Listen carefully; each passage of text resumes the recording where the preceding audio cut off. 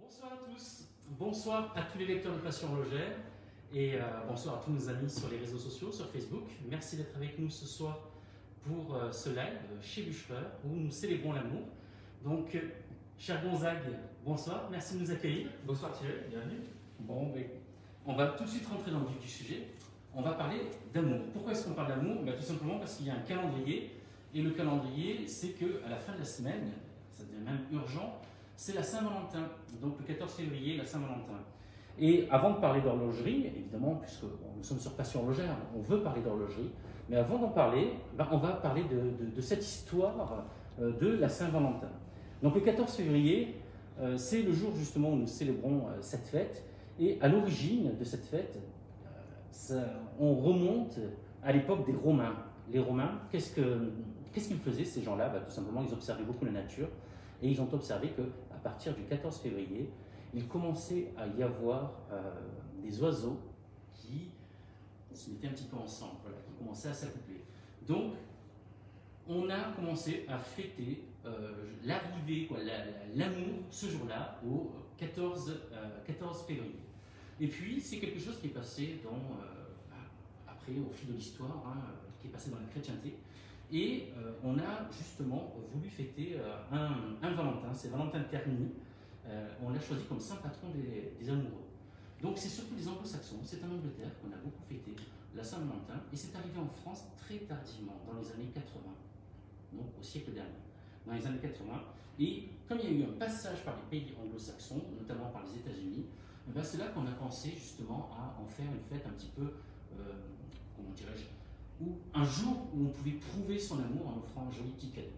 Donc ça a commencé par les petites cartes où vous pouvez avoir des petits mots doux. Et puis petit à petit, avec le savoir-vivre à la française et avec cette approche du luxe que nous avons en France, on a commencé à offrir des roses rouges, le rouge, la couleur de la passion. Et on a commencé ensuite à offrir des parfums et plein de bijoux. Et aujourd'hui, écoutez, puisque nous sommes aujourd'hui chez Bûchereur, on va vous parler un petit peu de cette nouvelle tendance qu'il y a aujourd'hui justement à s'offrir à monsieur ou à madame, à s'offrir des montres. Donc c'est quelque chose de nouveau. Donc on peut tout simplement commencer, pour moi je souhaiterais, Gonzague, si tu es d'accord, qu'on commence par célébrer les femmes. Les femmes tout simplement parce que nous sommes deux hommes, je ne pense pas une question de machisme, pas du tout, loin de là, puisque nous espérons, après nous allons célébrer les hommes bien entendu, mais on va commencer par les femmes. Tout simplement, c'est une question comment dirais-je, de courtoisie. Et j'aimerais qu'on parle de cette montre, justement, qui est une montre assez exceptionnelle. Donc, je vais vous la montrer. Cette montre exceptionnelle, c'est quoi? C'est la Reine de Naples. Donc, cher Gonzague, je te cède la parole. Alors c'est vrai que si on parle de montre pour femmes, la Reine de Naples, c'est un incontournable. Donc, vraiment une pièce iconique, une pièce très particulière avec ce design notamment qui est la signature de Breguet sur cette pièce-là. Très féminine, serti diamant, boîtier rose, avec un bracelet cuir. Ce design justement qui est très particulier, on parle d'une forme oblongue. Donc vous voyez, ce n'est pas une montre ronde, ce n'est pas une montre rectangulaire, c'est une montre, donc on dit que la forme est oblongue. Donc cette montre a été créée donc, au tout début du 19e siècle par Breguet pour la reine de Naples, donc Caroline Murat, à sa demande. Donc ce qu'il faut savoir, c'est que dans l'histoire de l'horlogerie, elle est connue pour être sans doute la première montre qu'on portait au bracelet. Donc, sachant qu'au 19e siècle et au début du 20e siècle plutôt, les montres de poignet étaient des montres pour un usage militaire et les hommes portaient les montres de poche, les femmes portaient souvent des montres soit de col ou alors au poignet, donc c'était des montres féminines. Et ensuite, les hommes se sont appropriés justement cette façon de porter les montres, se porter la montre au poignet. Donc aujourd'hui, on va dire que, je ne sais pas chez Bûchereur, mais une grande majorité justement des clients sont des hommes. Donc ce sont surtout les hommes qui s'intéressent à l'horlogerie, aux montres, au wristwatch comme on dit, donc aux montres de poignet. Or, la première, elle était faite pour une femme. Voilà, la Reine de Naples. Donc c'était quelque chose que je voulais souligner, justement. Donc l'horlogerie telle qu'on la connaît aujourd'hui, sans Caroline Murat, il y a très peu de chances que l'on connaisse l'horlogerie comme on la connaît aujourd'hui. Voilà. La première montre de poignet, la montre pour Caroline Murat. Voilà, la Reine de Naples. très féminine. On retrouve quelques diamants qui vont être voilà, vraiment du petit détail. On a un beau diamant sur la couronne, on a un diamant au niveau du bracelet. Voilà, c'est vraiment intéressant sur cette pièce. C'est selon moi la montre la plus féminine qui soit. Enfin, ça c'est un avis très très personnel, mais la Reine de Naples, c'est vraiment une montre qui a été créée, qui a été imaginée par une femme et pour une femme. Et aujourd'hui, si on va sur le catalogue, dans le catalogue Breguet, des Reines de Naples, je ne crois pas qu'il y en ait qui soient destinées aux hommes. C'est une montre exclusivement féminine. Voilà, donc c'était quelque chose que je souhaitais souligner. C'est pour ça que j'avais demandé, merci Gonzague d'ailleurs, j'avais demandé qu'on commence cette présentation avec notre Reine de Naples. Après, c'est vrai que pour continuer sur les pièces très féminines, voilà, c'est vrai que par définition, mais en tout cas à l'origine, c'est vrai qu'on a souvent cette tendance à associer l'horlogerie et la joaillerie, en tout cas pour des pièces féminines. Donc Piaget a très bien réussi ses paris. Donc ici une pièce de la maison Piaget, Certi Diamant, cadre en nacre, édition limitée de 300 exemplaires. D'accord. Donc Piaget, qui est un célèbre joaillier de la place Vendôme, qui fait aussi des montres exceptionnelles. Donc des montres, celle-ci c'est une Altipano. Donc on a là d'ailleurs deux Altipano, puisque ce modèle existe aussi pour les hommes. Et surtout, c'est une montre qui est très prisée justement des hommes. C'est la montre de tous les records, avec un mouvement qui dépasse à peine les 2 mm, n'est-ce pas? C'est ça son mot. Ici, il s'agit d'une montre mécanique à remontage automatique, donc avec un micro-rotor qui est intégré directement dans le mouvement et donc qui ne vient pas se superposer au mouvement, c'est-à-dire obliger une épaisseur supplémentaire, ce qui fait que c'est une montre qui est très, comment dirais-je, très classique, très fine, voilà, très sobre. La maison Piaget est notamment reconnue, vous le disiez très justement, pour la finesse de ses mouvements. Là, on arrive vraiment sur une prouesse technique parce qu'on a une pièce automatique d'une finesse vraiment exceptionnelle. Finesse record.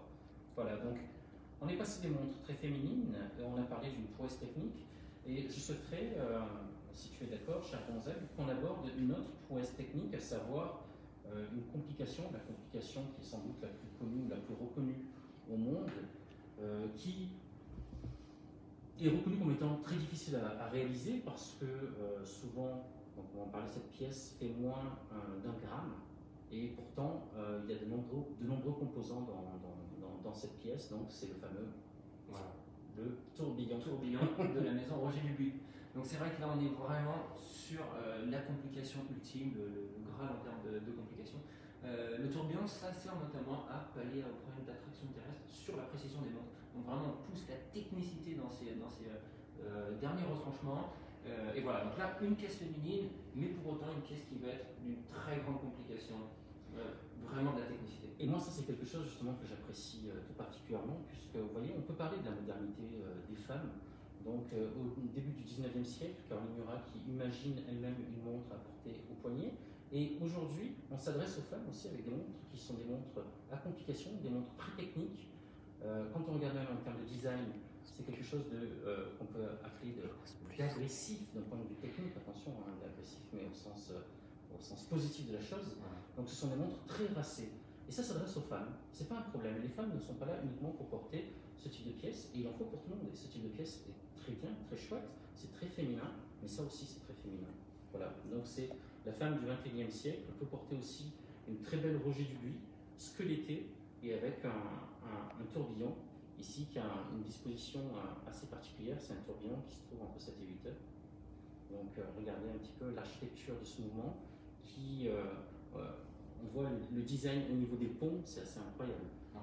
On a justement son pendant masculin, voilà, avec cette pièce qui est aussi une pièce absolument extraordinaire. Donc c'est ici son pendant, mais Roger Dubuis utilise aussi des matériaux composites. Bien sûr, voilà, Roger Dubuis travaille vraiment les matériaux, on va retrouver des pièces en titane, on va retrouver des pièces en carbone, céramique ou autre. Mais ici, vraiment une déclinaison or, pour hommes, pour femmes, sur la complication tourbillon, sur les deux pièces. Roger Dubuis, de toute façon, ce qu'il faut savoir aussi, c'est qu'avait fait aussi une très belle collection, une collection Velvet, il y a quelques années, qui avait été présentée à Genève, au SIHH, et qui était très féminine, on en parlera un petit peu plus tard. Alors, pour continuer sur les cadrans squelettés, les grandes complications, on va rester sur cette sélection sur une vacheron Constantin, cadre en squelette, tradition, en or blanc. Voilà, donc là vraiment, pourquoi? Parce que sur cette pièce-là, c'est vraiment voilà, la signature du fait qu'on peut très bien avoir une grande complication, mais pour autant sur une toute petite montre, sur une pièce voilà, qui reste très féminine, mais qui reste de très grandes complications, voilà, très fine, qui épouse bien le poignet. C'est le principe de l'horloger, de toute façon, la miniaturisation, la micromécanique. Et il est vrai que là, ce qu'il faut savoir sur une pièce comme ça, c'est que ce qu'on peut voir sur le cadran, ce cadran qui est squeletté, il est aussi travaillé, il est aussi gravé à la main. Donc on croirait de la dentelle. C'est assez impressionnant. Donc, je ne sais pas si on voit bien la caméra, mais c'est quand même assez impressionnant ce travail qui est fait sur cette montre, sur tous les ponts. Donc il n'y a plus de cadran, il n'y a plus réellement de cadran. Donc tous les ponts sont travaillés à la main et sont donc gravés à la main. Donc ça c'est une montre assez exceptionnelle. Est-ce qu'il s'agit d'une série limitée ou pas? Il ne s'agit pas d'une série limitée. Mais de fait, c'en est une de toute manière. C'est-à-dire que c'est pas forcément, mais voilà, c'est pas une montre de grande série. C'est une série très exclusive. Et voilà, après c'est vrai que quand la montre fonctionne, on voit tout ce mécanisme qui vit complètement, c'est ça qui est aussi intéressant. Encore une fois, sur ce type de pièce, on admire vraiment le mécanisme de regarder. C'est vrai. Et donc tout à l'heure, j'avais commencé un petit peu à envoyer sur cette horlogerie aujourd'hui, cette façon d'aborder l'horlogerie. Et là, on va faire la relation avec l'amour justement.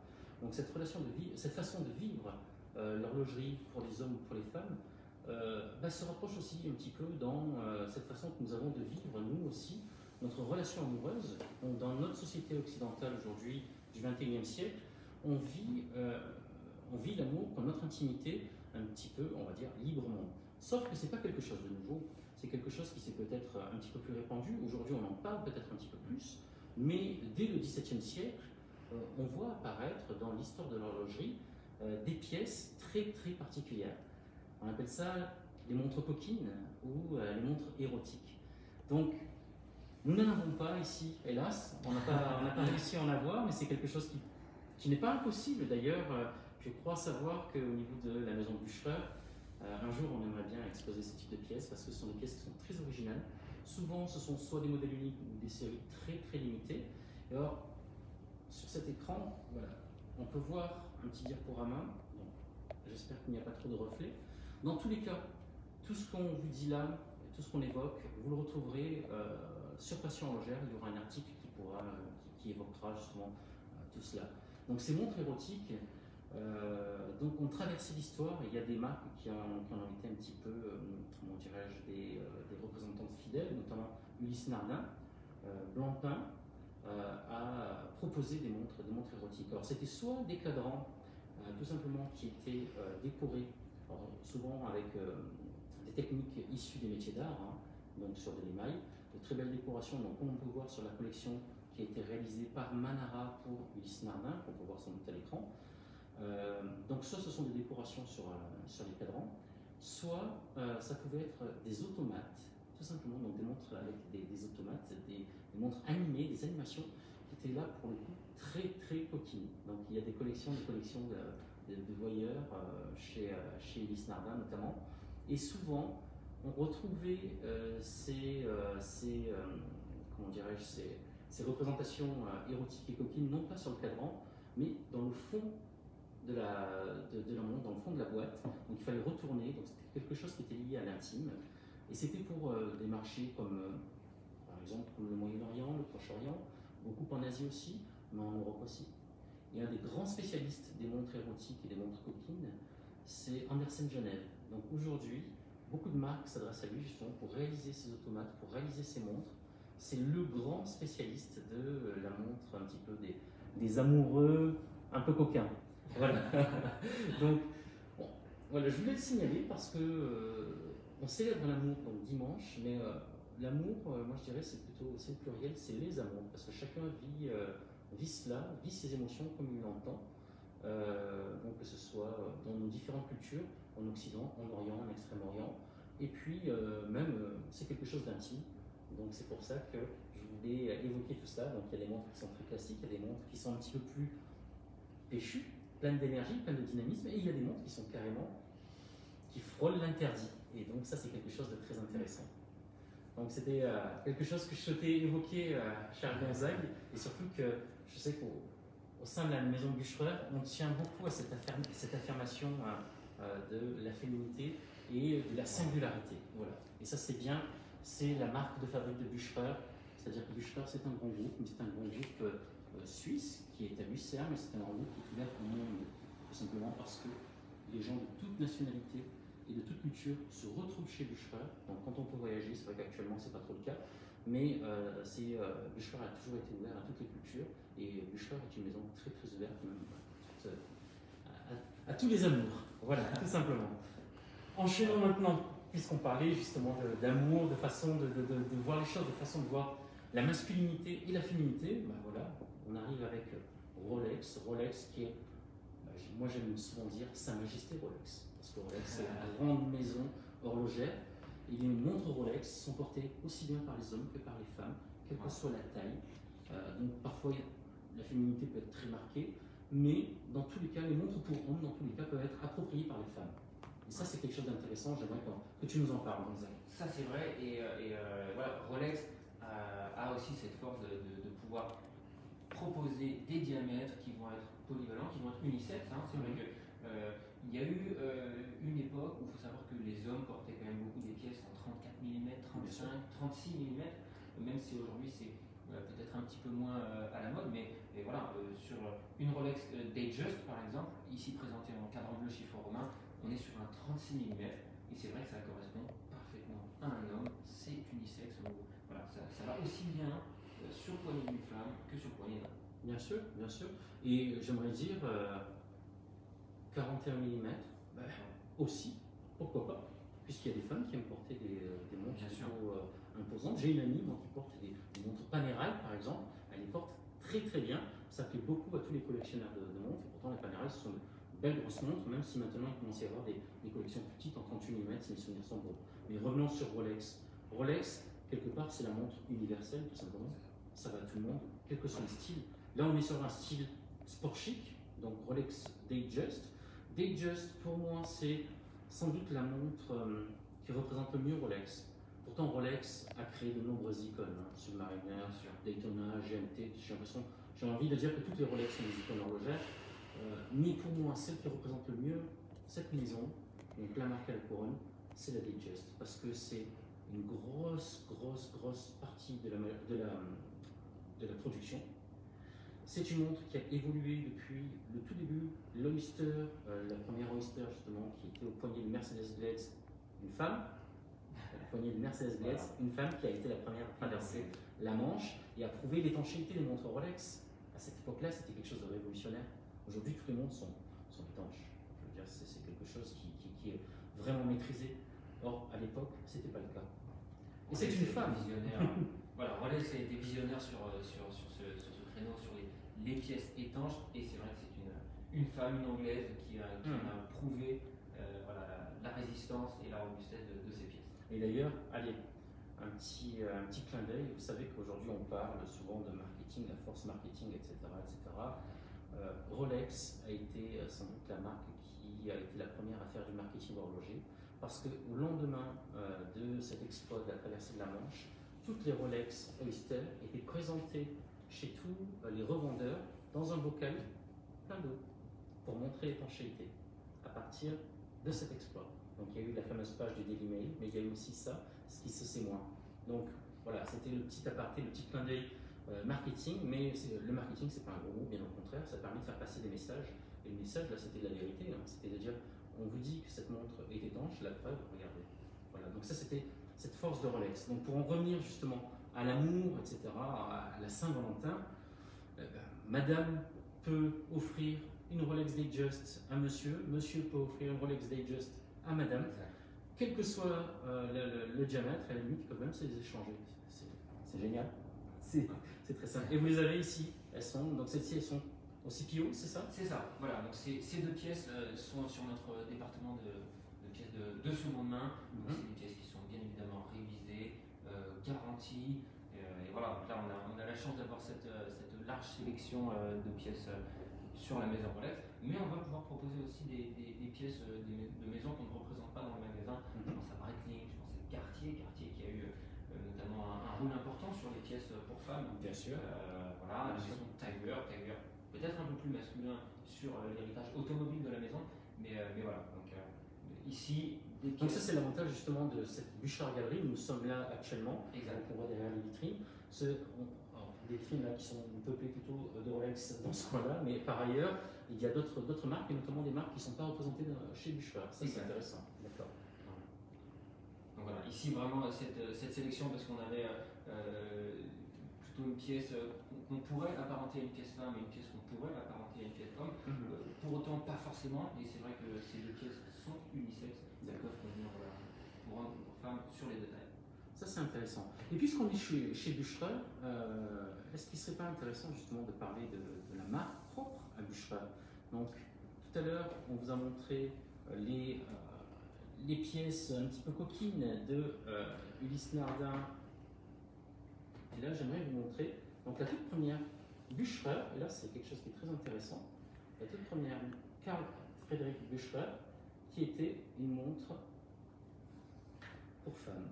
Tiens donc, comme par hasard. Alors attention, hein, le 14 février n'est pas la fête de la femme, c'est la fête de l'amour. Mais c'est vrai que nous, là, nous sommes deux hommes, donc quand on parle d'amour, on a envie de parler des dames, bien entendu. Mais la prochaine fois, ce serait bien qu'on invite une femme aussi, pour qu'elle nous parle ou d'amour si elle veut, donc l'année prochaine, mais sinon d'horlogerie, parce que c'est très intéressant. Mais voilà, cette petite transition, tout simplement, voilà, on parle de Carlet Bucherer, qui est la marque maison chez Bucherer, qui a créé bien entendu des pièces, qui propose des pièces pour messieurs, pour dames, des pièces aussi unisexes qui peuvent être portées par les deux. N'importe quel Manero peut être porté par un homme ou une femme. Par contre, moi j'aurais souhaité justement qu'on aborde cette pièce qui est assez particulière, qui se trouve là sur le plateau, tout simplement parce que justement elle a un vrai, comment dirais-je, une vraie relation avec l'amour, tout simplement. Exact. Voilà. Alors c'est vrai que passion, c'est une des valeurs maîtresses de la maison Bucherer, et la passion dans toute sa splendeur sur cette pièce-là, voilà, vraiment bien représentée. Voilà, une édition très particulière puisqu'on est vraiment sur une pièce où le rouge est très présent, or rose, or qui est vraiment voilà, qui a vraiment ces reflets peut-être un peu rouges, un bracelet rouge, un cadran rouge. Pourquoi? Alors celle-ci c'est une édition, la Love, hein, donc voilà, pour notamment célébrer cette association avec notre ambassadrice Li Bingbing, qui est une asiatique, qui a justement cette association qui va veiller notamment voilà, à lutter contre la préservation de la planète, et voilà, il y a un certain nombre de causes pour lesquelles nous avons décidé d'avoir cette pièce-là. D'accord. Et donc cette pièce, donc, au bénéfice de cette association et pour célébrer justement ce partenariat avec cette ambassadrice, le rouge a été choisi justement pour la symbolique justement de cette couleur, donc notamment en Occident, parce que là justement sur une telle couleur, la symbolique n'est pas la même que ce soit en Occident ou en Asie par exemple. Et la symbolique du rouge est très présente et s'inscrit bien dans l'état d'esprit qu'on a voulu mettre sur cette pièce. De toute façon, le rouge, c'est souvent la passion, les émotions très très fortes. Voilà. Le rouge, ça peut être quelque chose à la fois de très violent, mais aussi quelque chose de très passionné. Ça, c'est quelque chose qu'on retrouve régulièrement et dans toute la symbolique qui nous entoure au quotidien. Le fameux tapis rouge que vous avez à Cannes, par exemple, qui met à l'honneur les acteurs et tout le monde du cinéma. Donc le rouge est une manière de mettre à l'honneur. C'est le cas aussi, par exemple, pour la Légion d'honneur. Donc il s'agit d'une petite broche rouge. Et le rouge est le symbole justement de la passion, de l'amour. La fameuse rose rouge qu'on offre pour le 14 février, c'est de la passion. Donc ça, c'est quelque chose qui est essentiel. Donc cette montre toute rouge, vraiment pour Carl Bucherer, c'est le symbole de l'amour. Ok, très intéressant, très très intéressant. Et bien maintenant qu'on a affaire à de nombreux amoureux, si on passait en revue un petit peu toutes ces possibilités d'association, puisque tout à l'heure on parlait par exemple avec Rolex, cette possibilité de s'échanger les montres, donc les montres unisexes, avec d'autres types de montres, c'est peut-être un petit peu moins possible, sauf que les marques ont un peu pallié au problème en offrant le même type de montre dans des dimensions qui sont différentes. Voilà, pour pouvoir avoir une sélection pour hommes, pour femmes. Et donc, si vous voulez bien, on va pouvoir commencer avec un magnifique couple sur la Reverso. La Reverso qui à l'origine est effectivement une pièce pour homme, une pièce. C'est pour les joueurs de polo. 1931, donc cette année on fête les 90 ans de la Reverso, donc une pièce qui est historique et iconique. Donc, vraiment une pièce très intéressante et sur laquelle on va pouvoir célébrer notamment les couples, puisqu'on va avoir sur la Reverso une capacité à faire une gravure. On va pouvoir, voilà, par exemple ici sur une pièce pour femmes, la pièce a donc la capacité de se retourner et là on va pouvoir mettre une gravure, ça peut être une date, ça peut être des initiales, ça peut être voilà, un quelconque élément qui va pouvoir faire écho. Celle-là c'est un peu plus difficile, c'est une géophase. C'est ça. Mais on peut quand même le faire dans le fond de boîte, c'est pas un problème. Voilà. Ah oui. Alors ça c'est quelque chose justement qui est proposé par la maison Bouchard, Bien sûr. Ouais. Voilà. On va pouvoir faire des gravures. Alors ce qui est intéressant notamment sur cette pièce pour femmes, c'est qu'on va être sur un petit diamètre, mais on reste sur une pièce mécanique. Donc comme on a pu le souligner tout à l'heure, on va rester sur une pièce relativement fine, relativement fine au poignet, mais pour autant avec un mécanisme largement étudié et qui a fait ses preuves aujourd'hui. Donc ça c'est véritablement une icône de l'horlogerie. La Reverso c'est une montre qui déjà en France jouit d'une aura incroyable et qui est reconnue partout ailleurs dans le monde, mais c'est vrai qu'en France tout particulièrement, et en Argentine aussi, puisque c'est le pays du polo. Donc c'est une montre qui est très célèbre et très célébrée. Donc très belle pièce et surtout cette année, s'il y a une montre qu'il faut acheter, c'est sans doute celle-là. C'est la pièce anniversaire, c'est cette année qu'on célèbre ses 90 ans, donc c'est cette année ou dans 10 ans. Hein. Mais entre temps aussi si vous voulez, mais dans 10 ans pour les 100 ans, il faudra l'avoir absolument dans une collection. Ensuite, on va parler donc alors là c'est très intéressant parce que ce sont des montres qui sont très proches et qui offrent en plus une complication. Voilà, donc la maison Blancpain 1735, voilà, donc ici des pièces en calendrier pour hommes, calendrier pour femmes, pièces iconiques avec voilà, tous ces petits détails, la serpentine qui va nous indiquer la date sur la pièce pour hommes ici présent. Voilà, donc vraiment toute la complication calendrier dans sa splendeur, phase de lune, voilà, donc, la symbolique notamment de la maison Blancpain. C'est vrai que la maison Blancpain, on la connaît très bien pour ces pièces-là, très classiques, avec des grandes complications, mais aussi pour les pièces de plongée. La 50 Fathom. Voilà, la 50 Fathom, la Bathyscaphe, voilà, toutes ces pièces-là, mais c'est vrai que sur des pièces plus classiques, plus traditionnelles, Blancpain est très bien représenté. Et là, c'est une belle complication, c'est un quantième annuel, donc c'est-à-dire que là, ça va vous donner la date exacte. Il n'y a pas besoin de faire des modifications tous les mois pour le passage du 30 au 31, etc. Et il y a juste à faire des modifications pour les années bissextiles, puisque ce n'est pas un quantième perpétuel, mais c'est un quantième annuel. Donc ça, c'est une pièce exceptionnelle, et donc la même chose qui est proposée pour madame.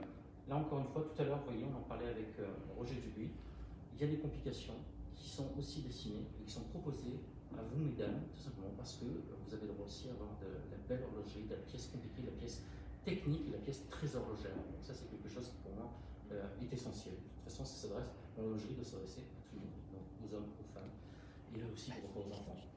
Et sans vraiment parler des enfants, les jeunes, pour les jeunes, c'est important aussi d'avoir des pièces de belles maisons.